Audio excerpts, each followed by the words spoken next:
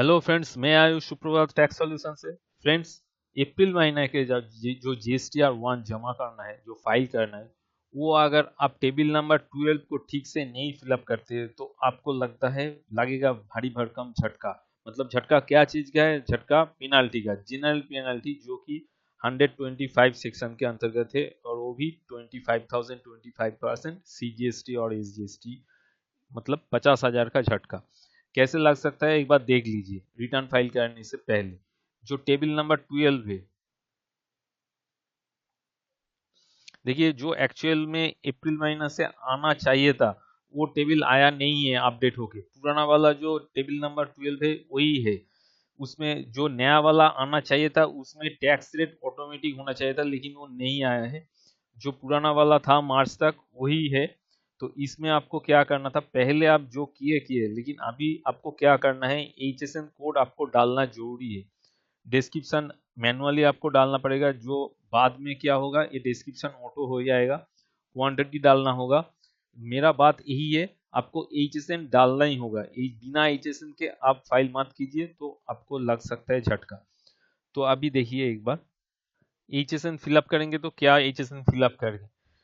देखिए 5 करोड़ तक अगर है, 5 करोड़ तक अगर आपका प्रीवियस ईयर में ट्रांजैक्शन सेल सप्लाई जो भी कुछ है, प्रीवियस ईयर मतलब 20-21 फाइनेंशियल ईयर, अगर 5 करोड़ तक है तो आपको 4 डिजिट एचएसएन कोड, फास्ट वाला जो 4 डिजिट, वो एचएसएन कोड आपको डालना जरूरी है, मस्ट है। जरूरी मतलब मस्ट है। 4 5 हजार 5 करोड़ तक, मतलब आपका अगर 20 लाख, 10 लाख, 5 लाख जो भी आपका सेल या सप्लाई हो, जो भी है, 5 लाख भी ईयरली हो, तो फिर भी आपको 4 डिजिट, 1 2 3 4, पहला 4 डिजिट जो है वो आपको डालना जरूरी है।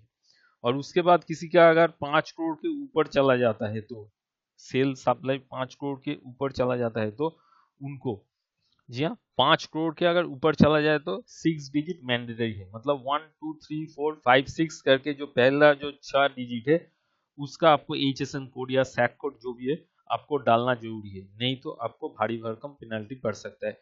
और ये बात समझ लीजिए, जो बी टू बी इन्वॉइस है, बी टू बी मतलब बिजनेस टू बिजनेस, मतलब जिसको आप सेल भी, मतलब टैक्स इन्वॉइस रेज कर रहे हैं जिसके नाम पे, उनका भी जीएसटी नंबर है, उनको ही हम लोग बी टू बी बोलते हैं। उसके जो टैक्स इनवॉइस आप रेज कर रहे हैं, वहाँ एचएसएन कॉलम में आपको देना जरूरी है। बी टू सी में अगर नहीं देंगे तो कोई प्रॉब्लम नहीं है, लेकिन फिर भी डाल दीजिएगा। मतलब आपका फॉर्मेट एक ही रहेगा, बी टू सी हो या बी टू बी हो, जो भी है मेरे हिसाब से तो सब में ही आप डाल दीजिए।